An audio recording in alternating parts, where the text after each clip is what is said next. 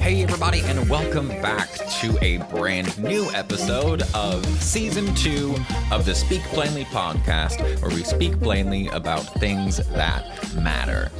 And today's episode is about how emotions are logical, which I know sounds crazy because it's the week before Thanksgiving and everybody's about to go see their crazy uncle and their like drunk auntie, and everybody's gonna be feeling some type of way, which is exactly why I decided to do today's episode on this. I've been doing a lot of really heavy stuff with a lot of like, hey, try this, and like suggestions for making life better, easier, more tolerable, whatever. But today's episode is going to be a little bit different because rather than focusing on that, I just want to give you a lens to look through that you can use to maybe make things a little easier for yourself when you're hanging out with your family this weekend, because that is going to be exhausting for lots of folks. So, how in the hell am I going to sit here and try to tell you that emotions are logical, because they do all kinds of crazy shit and none of it makes any sense? Well, the answer to that is, well, you've been told wrong. I've been told wrong. We've been taught wrong.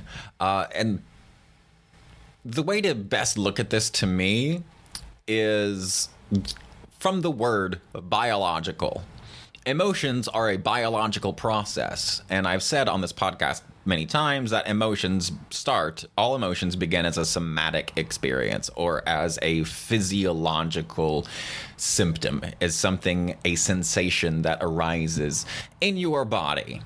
There are biological and biochemical analogs for things like, it's been said that oxytocin is the biological analog. It is the biochemical analog for safety. And that makes perfect sense from everything that we know about belonging and safety in the human species, the stuff that we talk about all the time on this podcast. But the word biological is really useful here because bio means life. And normally we look at it and we go, ology is the study of. Well, anything that you're studying, if you're studying it, you have to evaluate it in a logical way. Otherwise, it's not study. It's creativity or brainstorming or something other than studying, right? So there is a logic to the study. So this biological means life has some logic to it. I'm not saying that all emotions make perfect sense, but I want to break it down for you into basically 3 categories. In a lot of psychotherapy, it's very common to break up the emotional mind and the rational mind. And then there's the observer, right? There's each of us with the 2 hemispheres of our brain and stuff. It's clearly not one hemisphere versus the other, but we see things, we see the world in 2. And that's caused by light and dark and things like that. Some people say it has to do with the 2 hemispheres of our brain. But ultimately, we break things down into their opposites, because only through the opposites do we understand light and darkness and being and not being and that sort of thing. So, in the brain, in our head, the way we look at the function of our brain, which is what we call our mind, we can look at the emotional mind and we can look at the rational mind. And the rational mind uses cognition, conscious, logical processes to come up with conclusions. And the emotional mind uses data to come up with physiological sensations that we are meant to act upon immediately. I've said before, and I'll say it again a million times until I die, that your logical mind and your emotional mind both have the same goal. They have the same goal, and that goal is to protect the organism that mind resides in, which is you. and me. The issue that comes between when we try to compare our logical realities with our emotional realities, the issue there arises because our logical brains can only use conscious logic. Our emotional brains don't use conscious logic. So that means we're stuck with unconscious stuff in the emotions, and we're stuck with conscious stuff in the mind.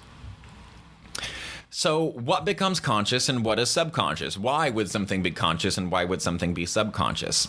Well, if a thing is subconscious, there could be many reasons, right? But one of them we'll look at is there could be good reason for us to pick up something subconsciously and have an emotional reaction to that.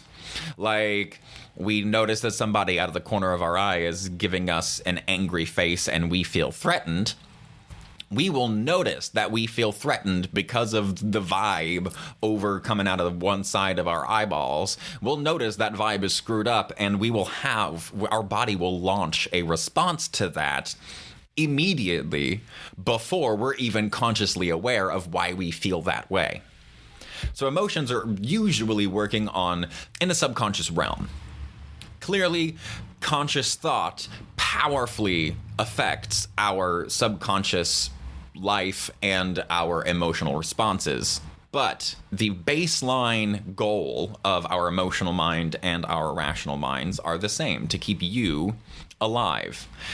Some things that you need to respond to, you will have to respond to, at least according to our biology.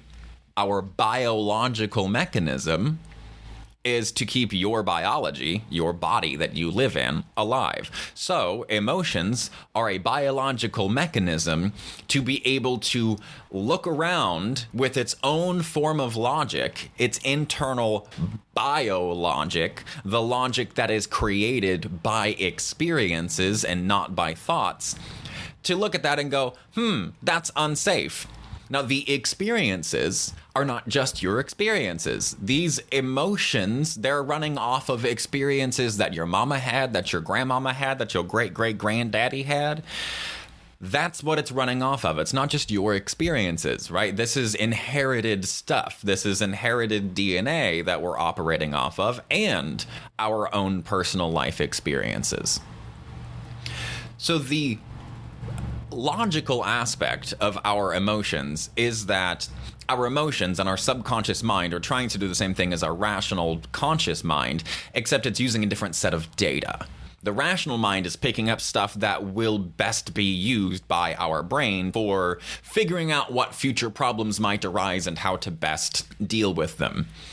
It's also been said that the reason our brains got bigger and the reason we developed a prefrontal cortex and developed this executive function is so we could create false versions of ourselves, like basically just make-believe pretend versions of ourselves that we can then run through the gamut of whatever we think we have to do. That way, the make-believe us in our head can die rather than us actually dying.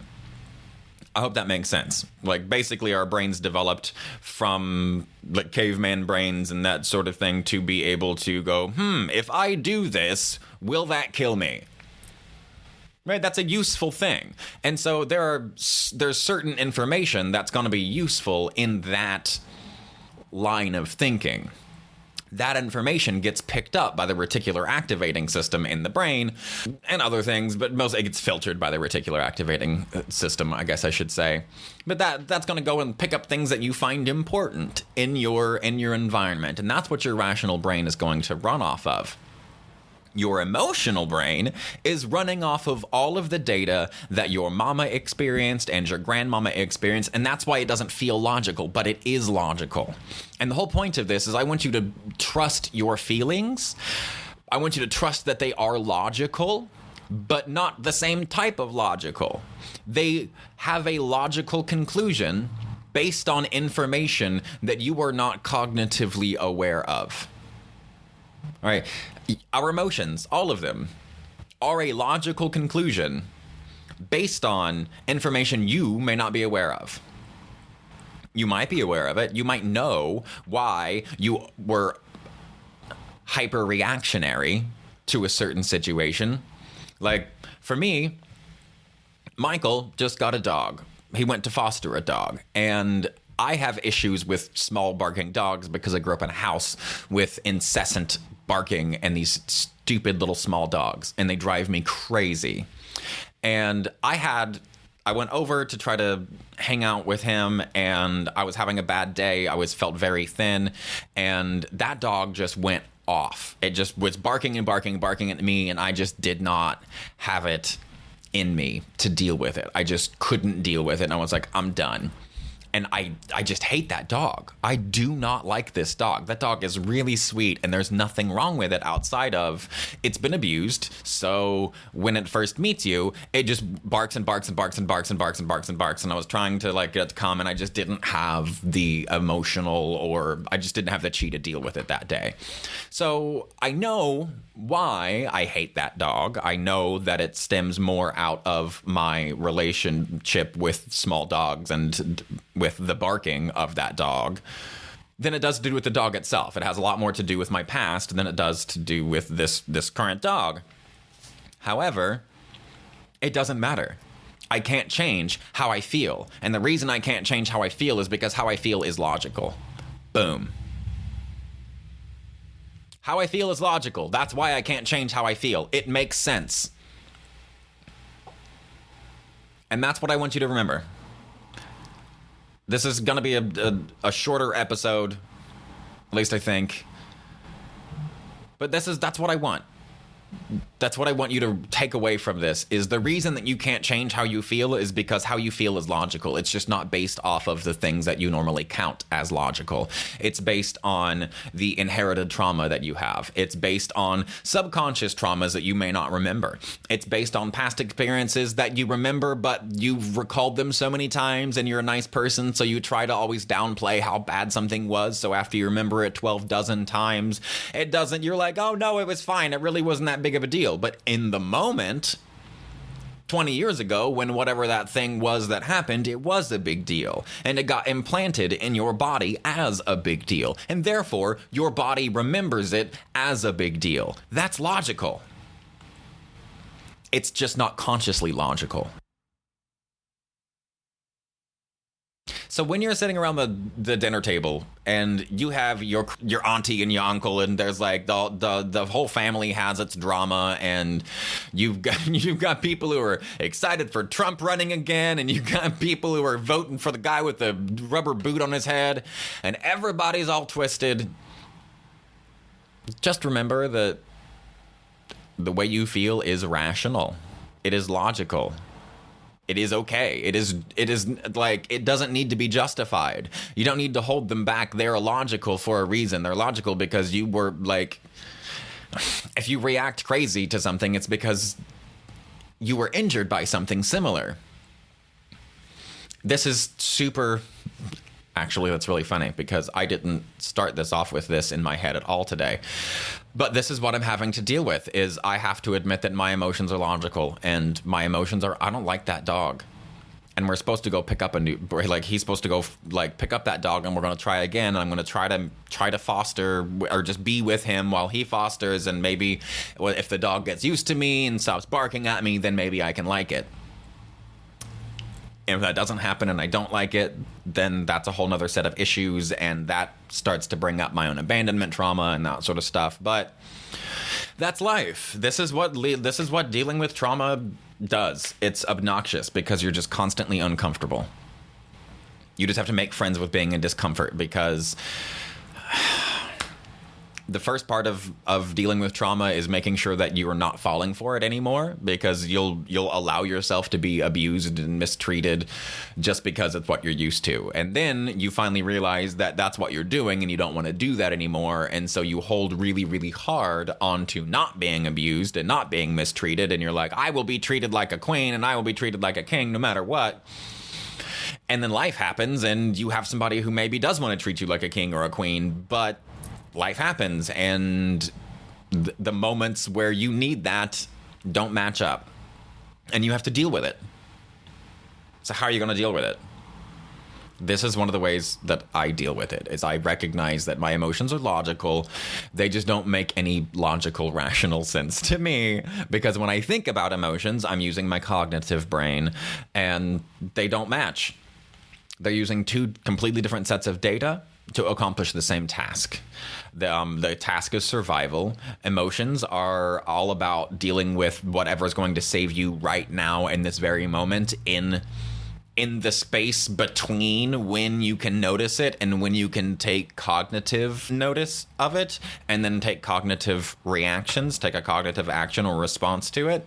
That space in between, that's what those emotions are for. It's a few milliseconds, but those few milliseconds are what have kept us alive as a species. Those few milliseconds are what allow you to like move your leg real quick when you see movement out of the corner of your eye and it's a snake that was gonna bite you. That's what emotions are for. That's what these responses are for. And that's why they are biological, is because they are logical according to your biology. Your biology doesn't give a shit about how you think you remember something. Your biology doesn't give a shit about how well you can paint a past experience just because you keep layering a new level of paint on it every time you tell the story. You have to get down to the nitty-gritty of it if you're going to do any real healing. And once you do get down to the nitty-gritty of it, you'll realize that as frustrating as it is, your emotions are logical. They really are. So when you get mad and then you judge yourself for getting mad, don't. You're mad for a reason. Honor that. Be okay with it. Now, being mad doesn't mean you got to curse them out, but you can be okay with that. It's going to be uncomfortable. But I'd rather be uncomfortable than, like, enraged. And sometimes that's the only other option for me. It's like, I'll just get mad. I don't want to do that. I don't want to get mad. I don't want to get enraged. And one of the ways that I can not do that is by remembering that my emotions are logical. They're not a logic that I can follow terribly easily with my rational brain, especially if I'm having any kind of emotions. But emotions are biological. And that is today's episode. Today is a short episode, like I said, because I think this is a short topic. I could go on about it, but I don't think that that's necessary. And it has been 1 year and 1 week since I started this podcast. So this is going to be the beginning of season 2. So I want to say thank you guys. I can't believe I've been doing this for a whole year. That's kind of crazy. And I think you're all awesome. So thank you for taking the time to like hang out with me and to listen to what I have to say. And I hope that this helps you, because emotions are logical. They just aren't the type of logic that you and I really think of. It's using a different set of data. It's using the subconscious data. It's using the data from the actual experience. Like when during childhood and during development, the way that we feel about a situation, the story that we leave the situation with, determines the way that we feel about that situation. And the way that we feel about that is what's going to determine the way we respond to it next time. And our brains are little wet computers that constantly run algorithms. And every time we run an algorithm, a little piece of that node changes. So it's the way that we feel from a traumatic incident that actually gets implanted in our biology. It's not the way we feel about it now. The way that we felt about it then is what got imprinted in our biology.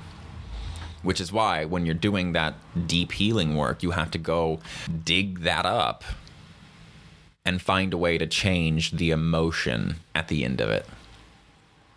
Because when you can re-experience that and you can change the emotion that you left that situation with, you heal it. You can do that through EMDR work, through a good therapist, through past life regression, through whatever. but you will do it in relationships. That's what they are. They are our chance to change the ending to the unfortunate things that we experienced as children, because the way we felt was what was imprinted in our biology. And the way we feel, our emotions determine our physiological state, and our physiological state determines our conscious state. That's why healing our trauma is so important, is because the emotions, even the ones based in trauma, are logical. They're based in the biology of the person you were when you experienced it. So thanks for hanging out with me for another episode. And if you like the show and you feel like donating or joining our Patreon, consider doing that. All the links are below. I hope you have a wonderful week, and I hope that you get through Thanksgiving without too much of a headache or a stomach ache. Or maybe a stomach ache's fine. I hope I have a stomach ache, but maybe only one of them. I tend to overeat sometimes. So, you guys are awesome. Have a blessed week. And remember, stay curious and stay uncomfortable.